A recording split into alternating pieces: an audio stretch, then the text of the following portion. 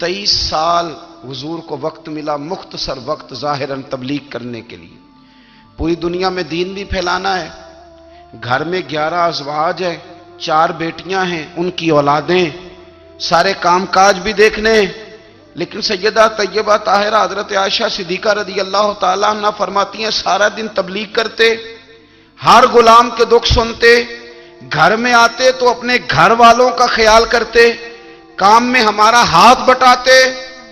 قربان جاؤں، کہتی ہیں زمانہ سارا سو جاتا لیکن آمنہ کے لال مصلی بچھا لیتے۔ دنیا سو گئی، ساری سب سو گئے، جو خدام تھے، وہ جو غلام تھے، وہ سو گئے۔ صحیح مسلم میں لفظ ملیں گے، سیدہ پاک فرماتی ہیں او میرے نبی کے غلاموں، میں نے یہ رنگ بھی دیکھا ہے کہ حضور نے اتنا کھڑے رہے، اتنا قیام کیا، اتنا قیام کیا کہ مقدس پیروں میں ورم آ گئے، سوج گئے پیر۔ ہم سیر کرنے گئے تو تھک گئے، بات الگ ہے، لیکن عبادت میں یہ بھی تو مسلم شریف ہے نا، یہ بھی تو دین ہے نا، یہ بھی تو حضور کی سنت ہے، یہ بھی تو وہ چیز ہے جو کریم کی آنکھوں کی ٹھنڈک ہے۔ سیدہ فرماتی ہیں پیروں میں ورم آ گئے، اور ساری رات ہی حضور نے نماز پڑھی اور ایک ہی آیت بار بار دہرائی۔ مسجد نبوی میں بلال حبشی نے فجر کی اذان دے دی اور حضور ابھی مصلی پہ تھے۔ کریم فارغ ہوئے، میں نے عرض کی یا رسول اللہ صلی اللہ علیہ وسلم، آپ کے تو صدقے اللہ اگلے پچھلوں کے گناہ معاف کرے گا، تو آپ اتنی آہوزاری کیوں فرماتے ہیں؟ آپ تو شفیع ہیں، آپ تو انبیاء کے امام ہیں۔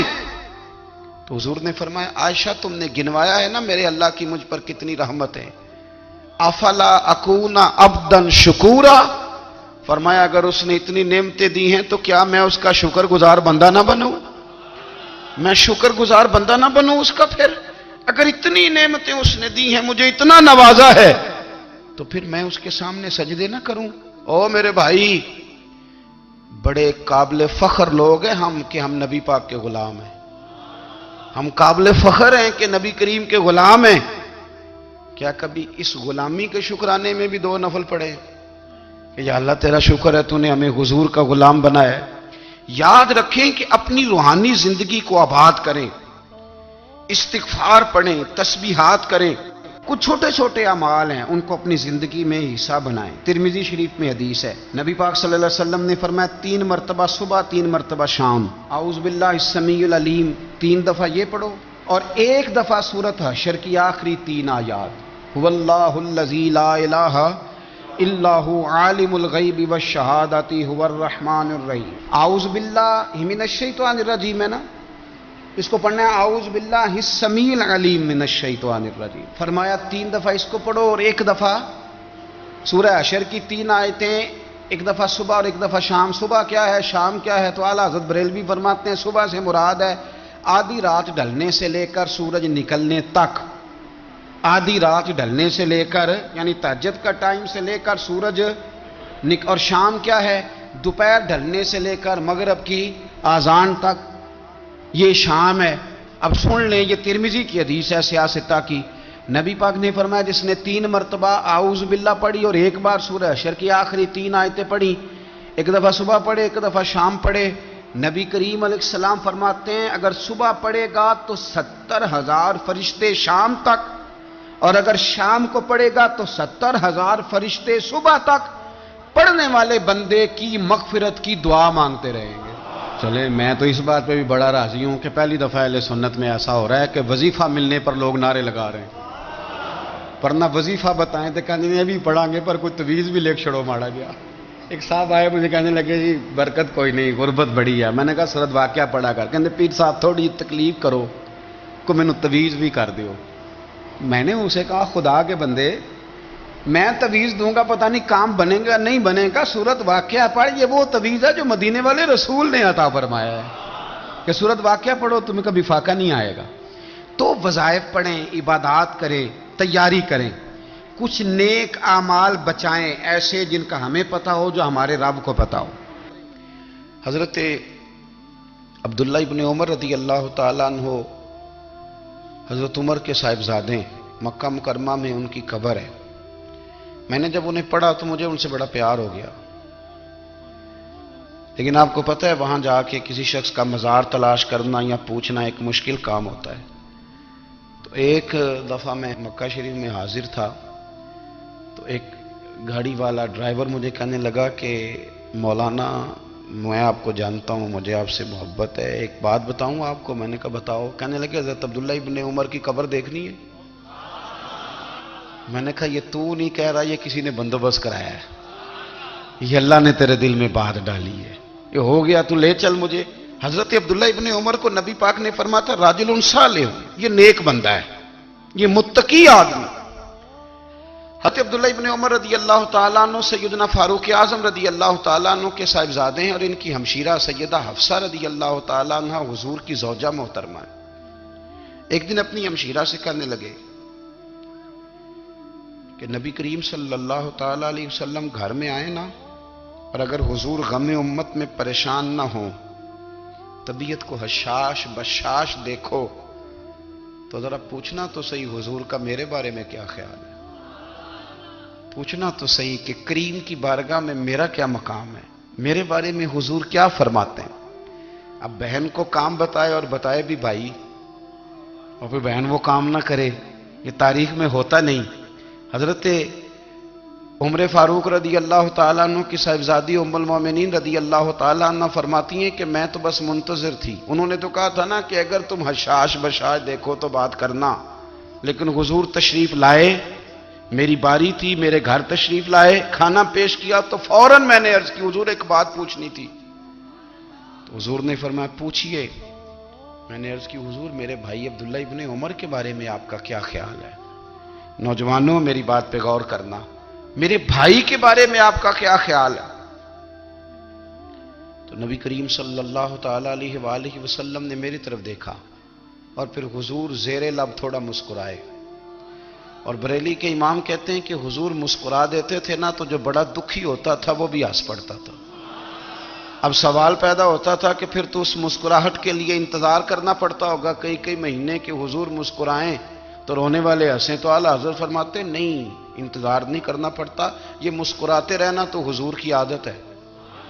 جس کی تسکین سے روتے ہوئے ہنس پڑے، اس تبسم کی عادت پہ لاکھوں سلام۔ یعنی یہ تو عادت ہے حضور کی مسکراتے رہنا، اس کے لیے انتظار نہیں کرنا پڑتا۔ بھائیو آپ خیال رکھیں گے، غور کریں گے، حضرت عبداللہ ابن عمر رضی اللہ تعالیٰ عنہ کے بارے میں پوچھا تو سیدہ فرماتی ہیں کہ نبی کریم صلی اللہ تعالیٰ علیہ وسلم نہ زیر لب مسکرائے اور فرمایا حفصہ تیرا بھائی ہے تو اچھا، لیکن میں نے سنا ہے کہ عشاء کی نماز پڑھتا ہے تو فجر تک سویا ہی رہتا ہے۔ او نوجوانوں، 10 بجے تک سونے کی بات نہیں ہوئی، 9 بجے تک سونے کی بات نہیں ہوئی، 11 بجے اٹھنے کی بات نہیں۔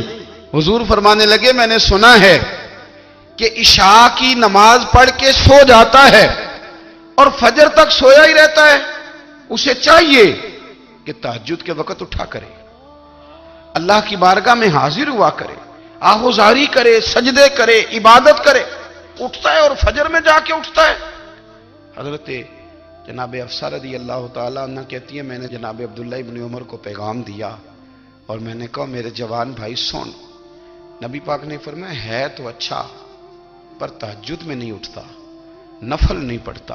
او میری ملت کے جوانوں، مزہ نہیں آ جاتا جب ساری دنیا سوئی ہو، ساری دنیا، اور بستر بھی گرم ہو اور نیند بھی پورا غلبہ کر رہی ہو، اور اچانک گھنٹی بجے دماغ میں، آنکھ کھلے، گھڑی پہ نظر پڑے، 3:30 4 بجے کا پیغام گھڑی بتائے، اور کوئی چڑھتی جوانی والا اٹھ کے وضو کرے، اور جب وہ مصلی کھول کے بچھائے تو مدینے والے محبوب کہتے ہیں کہ ہر نماز پہ رب ثواب دیتا ہے، اور جو اٹھ کے تہجد کی نماز پڑھے اسے دیکھ کے تو رب مسکراتا ہے، جو اس کی شان کے لائق ہے، جو اس کی شان کے لائق، وہ مسکراتا ہے، خوش ہوتا ہے کہ میرا بندہ تہجد میں اٹھ گیا، وہ مسکراتا ہے۔ کاش ہماری صبحیں کبھی اپنے مالک کے نام ہو جائیں، کاش کے صبح حضرت ابو الحسن رحمت اللہ تعالی علیہ حضرت معاذ ابن جبل رضی اللہ تعالیٰ عنہ کے پاس بیٹھا کرتے تھے. فرماتے ہیں ان سے جو پیار بڑھا تو پھر میرا مصلی سے بھی بڑھ گیا. تابعی ہیں. فرماتے ہیں صحابی رسول سے محبت ہوئی تو ذکر سے بھی ہو گئی, پھر درود شریف سے بھی ہو گئی. محبت ان سے بڑھی تو پھر اللہ نے مسجد کا پیار بھی بڑھا دیا. آپ فرماتے ہیں کہ میری ہر وقت بھی یہ چاہتی تھی کہ بس اللہ اللہ کروں, بس اللہ اللہ کروں, بس نہ میں ذرا تھوڑی جان چھڑاؤں لوگوں سے, کو 10 منٹ ملے تو میں کچھ 4 نفل پڑھ لوں, میں تھوڑا سا نہ بچوں لوگوں سے, اور مجھے تسبیح ملے تو میں نہ کچھ 400-500 دفعہ استغفار پڑھوں, سبحان اللہ, الحمدللہ, اللہ اکبر, لا حول ولا قوت الا باللہ, میں نہ تسبیحات پڑھوں. فرماتے ہیں کہ بچے تھے گھر میں 6-7, غربت تھی, کام ملتا کوئی نہیں تھا, اور میں کام چور نہیں تھا, کام ڈھونڈتا تھا, پر اللہ کی قدرت کے کام نہیں ملتا تھا. فرماتے ہیں کہ میں نے ایک دن اپنی اہلیہ سے کہا کہ آج میں پھر جاتا ہوں کام ڈھونڈنے. تو میری بیوی بڑی فرما بردار تھی, پر اس دن نہ غربت کے ہاتھوں تنگ آ کے کہنے لگی آج نانا کوئی تو چیز لے کے آیا, تو مجھ سے بچوں کی بھوک نہیں دیکھی جاتی. یہ سب روگاں دا روگ محمد جس دا نام غریبی, کنڈ بلا کے لنگ جاندے نہیں دوست یار قریبی. آج نہ کچھ لے کے آیا تو میں بچے لے کے میکے چلی جاؤں گی. شیخ فرماتے ہیں کہ میں بڑا پریشان گھر سے نکلا, پر میں نے صبح سے لے کے زور تک کام ڈھونڈا, کام ملا کوئی نہیں. تو میرے دل میں خیال آیا چلو کام نہیں ملتا تو اللہ اللہ تو کرے نا, چلو بندوں کی مزدوری نہیں ملتی تو رب کریم کی عبادت ہی کرتے ہیں. فرماتے ہیں کہ میں نے نا فرات کے پانی سے وضو کیا, نہر کے, شدید دھوپ تھی, ساتھ ریت تھی اور ریت تپ رہی تھی. میں نے اپنا رومال وہیں مصلی کے طور پر بچھا لیا, اور فرماتے ہیں کہ زور سے لے کر عصر تک نماز پڑھی, دھوپ بھی پورے زور پہ, پر میرے سجدے کا ذوق بھی پورے زور پہ. فرماتے ہیں سورج بھی چمک رہا ہے اور رب کی عبادت کا ذوق بھی پورے زور پہ. میں سجدہ کروں تو پھر میرا اٹھانے کو جی نہ چاہے. میرے استاد لکھا کرتے تھے, یہ ان کا شعر ہے, وہ کہا کرتے تھے مجھے سوز دے, مجھے ساز دے, اور مجھے نیم شب کا نیاز دے, دم سجدہ خود کو میں توڑ دوں, مجھے ایسا ذوق نماز دے. اور میں تیری بہار کا پھول ہوں, میں کھلا بھی ہوں تو تیرے لیے, مجھے میری شاخ سے توڑ لے, مجھے اپنی زلف کا ناز دے. بھائی فرماتے ہیں کہ عصر تک میں نے نفل پڑھے, دل ڈھلنے لگا, عصر کی نماز پڑھی اور میں وہاں سے چلا. اب میں جب نکلنے لگا تو دل میں خیال آیا کہ چھوٹی چھوٹی دیواریں ہیں گھر کی, بغیر کچھ لیے جاؤں گا تو بیوی دور سے دیکھے گی تو شور کرے گی کہ پھر خالی ہاتھ آ گیا ہے. کہتے میں نے اپنے اسی رومال میں جس پہ میں نے نماز پڑھی تھی نا, رومال میں کی آخی دے پنجابی جو صافہ کہتے ہیں, اسی میں نا میں نے کچھ ریت بھر لی کہ وہ دور سے دیکھے گی تو سمجھے گی کچھ لے کے آیا ہے, چلو جا کے اسے بتا دوں گا کہ آج پھر مزدوری نہیں ملی.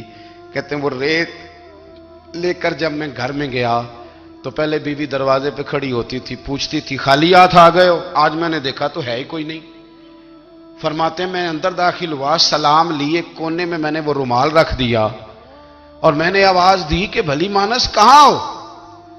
تو وہ کہنے لگی آپ منہ ہاتھ دھو لیں, میں روٹی لے کے آئی. میں نے کہا روٹی کہاں سے آ گئی, یہاں تو کئی دنوں کے فاقے, تو کئی دنوں کی غربت ہے, یہاں تو اس گھر میں تو فقیری ہے. فرماتے ہیں کہ وہ روٹی لے کے آئی اور اس وقت کی جو موجودہ نعمتیں تھیں, سمجھ لیں سلاد, اچار, ہر چیز ساتھ لائی. میں نے کہا کہ بچے کہاں گئے؟ کہنے لگی وہ کھانا کھا کے کھیلنے گئے, آپ کھانا کھا لیں آ جاتے ہیں. کھانا اس نے چن دیا. میں نے حیرت انگیز لہجے میں ساری نعمتیں اپنے دسترخوان پہ دیکھ کر کے بیوی سے پوچھا یہ کہاں سے آیا کھانا, بچوں کو تو نے کہاں سے کھانا کھلایا, یہ سارا کچھ کیسا ہے؟ تو کہنے لگی پتہ نہیں آج آپ کس کریم کی مزدوری کرنے چلے گئے تھے, پتہ نہیں کس کریم کی, میرے گھر میں تو اتنی نعمتیں آئی ہیں کہ مجھ سے سنبھالی نہیں جا رہی, اتنا اناج ہے, اتنا گندم ہے, کس کریم کے دروازے آج چلے گئے تھے. یہ کہتے کہتے وہ اٹھی اور اٹھ کر کے کہنے لگی پہلے ہی بڑا کچھ آیا تھا, اب کیا لے آئے ہو. اور جا کر کے نا اس نے وہ ریت والا رومال کھولا کہنے لگے میں تو لے کے آیا تھا ریت، تو میرے رب نے اسے بھی سونے اور ہیرے بنا دیا تھا۔ جب آپ کی توجہ اللہ کی جانب، میرے نبی پاک صلی اللہ تعالی علیہ وسلم نے فرمایا ہر چیز اپنے رب سے مانگ، ہر چیز مانگ، ہر چیز مانگ۔ یا رسول اللہ کیا کچھ؟ میرے محبوب نے فرمایا تیرے گھر میں نمک بھی ختم ہو جائے تو وہ بھی اپنے رب سے مانگا کر، تو مانگنا وہ تجھے دے گا، تو اس کی بارگاہ میں کشکول طلب دراز تو کرنا۔ اور ترمذی شریف میں عجیب لفظ ہیں، رسول کائنات نے فرمایا، رب کریم فرماتے ہیں جب میرا بندہ ہاتھ اٹھاتا ہے نا تو مجھے حیا آتی ہے کہ میں خالی کیسے لوٹا دوں اس کے۔ اتنے بڑے بادشاہ کی بارگاہ میں، او بھائی لوگوں سے عزتیں تلاش کرتے ہو تو وہ کیا تمہیں عزت دیں گے؟ وہ تو کل اچھا کہتے ہیں پرسوں برا کہنے لگ جاتے ہیں۔ لوگوں کے سامنے گڈ بک میں آنا چاہو گے تو وہ تو سویرے تمہارے بارے میں کچھ کہیں گے، شام کچھ اور کہیں گے۔ اپنی روحانی زندگی آباد کریں، اپنے مسلح کو وقت دیں، اور دنیا سے چھپ کر اس موبائل کو بند کر کے اور اپنے آپ سے بھی چھپ کے اور تنہا ہو کے چھپا کے سارا کچھ اپنے آنسو اپنے رب کی بارگاہ میں پیش کریں، اس کے حضور حاضری دیں۔ سنو نا ترمذی کی حدیث، اور اسے یاد رکھنا، نبی پاک علیہ السلام نے فرمایا اپنے دکھ لوگوں کے سامنے نہ بیان کرنا، سیٹھوں نوابوں کو نہ بتاتے پھرنا، دنیا داروں کے سامنے جا کے نہ رونا کہ میں تکلیف میں ہوں۔ فرمایا اگر دنیا داروں کو دکھ بتاؤ گے رب تمہیں کبھی غنی نہیں کرے گا، اور لوگ ہیں کہ الٹا مذاق اڑائیں گے۔ آپ کی جس سے بڑی پکی یاری ہے نا، پکی، وہ تب تک پکی ہے جب تک آپ نے 50,000 مانگا نہیں، اور جس وقت آپ نے کہہ دیا کہ میں مجبور ہوں میری مدد کر تو پھر ختم ہو گئی دوستی۔ لوگوں کی تعلقات آپ کے ساتھ تب تک ہیں جب تک آپ ان سے کوئی ضرورت وابستہ نہیں کرتے۔ کریم محبوب فرمانے لگے بندوں کے سامنے دکھ نہ بیان کرنا، اللہ تجھے کبھی غنی نہیں کرے گا۔ تو اپنے دکھ اپنے رب کو بتا، تو دعائیں مانگ، تو اس کی بارگاہ میں حاضر ہو، تو اس کے حضور عرض کر۔ فرمایا اپنے دکھ اپنے رب کو بتا، وہ جلدی کرے یا دیر سے کرے تجھے ساری دنیا سے بے نیاز کر دے گا، تجھے کسی کا محتاج نہیں رہنے دے گا۔ اپنے مسلح کو، اپنی دعاؤں، ایک بزرگ فرماتے ہیں میں نے دعا مانگنے کا طریقہ اپنی بیوی سے سیکھا۔ دعا مانگنے کا طریقہ اپنی، سیکھنے والے تو اپنے بچوں سے بھی سیکھ لیتے ہیں، سیکھنے والے تو ہر ایک سے سیکھتے ہیں۔ وہ کہتے ہیں میں نے دعا مانگنے کا سلیقہ اپنی بیوی سے سیکھا ہے۔ حضرت وہ کس طرح؟ فرمانے لگے میری بیوی نے نا مجھے کوئی کام بتایا، کچھ پیسوں کی ضرورت کے لیے کہا، تو میں نے اسے کہا کہ بھئی ابھی میرے پاس نہیں ہے، کچھ دنوں میں آتے ہیں تو میں دے دوں گا۔ عورتوں کی عادت ہوتی ہے وہ بار بار یاد کراتی ہیں، 2-4 دنوں کے بعد پھر اس نے کہا حضرت وہ میں نے کہا تھا کچھ پیسے، میں نے اسے کہا کہ ابھی میرے پاس نہیں ہے، کچھ دنوں میں ملتے ہیں تو میں تمہیں دے دوں گا۔ اس نے کچھ دنوں کے بعد پھر کہا حضور وہ میں نے کچھ پیسے کہے تھے۔ فرماتے میں نے ڈانٹ دیا، میں نے کہا کہ کیا تو روز مجھے شرمندہ کرتی ہے، کہا نا میرے پاس نہیں ہے، ہوں گے تو دے دوں گا، تو روز یاد کراتی ہے۔ فرماتے ہیں اس نے پہلے تو میری ڈانٹ کو سہا، پھر میرے سخت جملوں نے اس کی آنکھوں میں آنسو پیدا کر دیے، پھر اس نے اپنے آنچل میں اپنے اس دکھ کو سمیٹا، اور پھر اس نے ایک جملہ کہا تو میں رو پڑا، اور مجھے اپنے رب سے مانگنے کا طریقہ آ گیا۔ مجھے کہنے لگی حضرت جی آپ نے ڈانٹ دیا میں نے سہ لیا، پر آپ ہی میرے شوہر ہیں، بتائیں نا آپ سے نہ کہوں تو میں کس سے جا کے کہوں۔ فرماتے ہیں میں رو پڑا، اور میں کھل کے رویا، اور میں تڑپ کے رویا، اور پھر میری سسکیاں بند گئیں۔ تو مجھے کہنے لگی آپ کو کیا ہوا؟ میں نے کہا مجھے بھی دعا مانگنی آ گئی ہے، جب میں اسے کہوں گا نا اللہ تو ہی میرا رب ہے، میں تجھ سے نہ کہوں تو میں کس سے جا کے کہوں؟ میں کیوں کسی بندے سے سوال کروں؟ میں کیوں کسی دنیا دار سے کہوں؟ میں تیرے بندوں کا، نیک بندوں کا وسیلہ لے کے، تیرے محبوب کی غلامی لے کے تیری بارگاہ میں آیا، تجھ سے نہ مانگوں تو کس سے مانگوں؟ سمجھ آ گئی ہے جب میں اس رنگ میں مانگوں گا تو پھر رب میرے اوپر بڑا ہی فضل فرمائے گا، وہ میرے اوپر بڑی رحمت کرے گا، وہ میرے لیے آسانیاں کرے گا۔ عزیز دوستو ہم اس طرح کرنے لگ گئے ہیں کہ ہم نے نا اپنے تعلقات پر اعتماد کرنا شروع کر دیا ہے۔ میرے تعلقات بہت ہیں، ہم نے اپنی دولت پر اعتماد کرنا شروع کر دیا ہے، میرے پاس دولت بہت ہے۔ ہم نے اپنے علم پر، اپنی شہرت پر اعتماد کرنا شروع کر دیا ہے کہ میرے پاس فلاں چیز بہت ہے۔ یاد رکھنا جب بے نیاز اپنی صفت بے نیازی دکھاتا ہے تو بڑی بڑی دولتوں والے مجبور نظر آتے ہیں۔ بھائیو، جب انسان کا رشتہ اپنے مالک کے ساتھ ہوتا ہے پھر تو غم بھی کچھ نہیں کہتے، پریشانیاں بھی کچھ نہیں کہتی، پھر تو زندگی صبر والی، پھر تو زندگی توکل والی، پھر تو زندگی بھروسے والی، پھر انسان اپنے آپ کو رسوا نہیں کرتا، دنیا داروں سے امیدیں اس کی ختم ہو جاتی، امیدیں اللہ رسول سے لگا لیتا ہے، مضبوط ہو جاتا ہے، مضبوط، طاقتور ہو جاتا ہے، خوددار ہو جاتا ہے، باوقار باعزت ہو جاتا ہے۔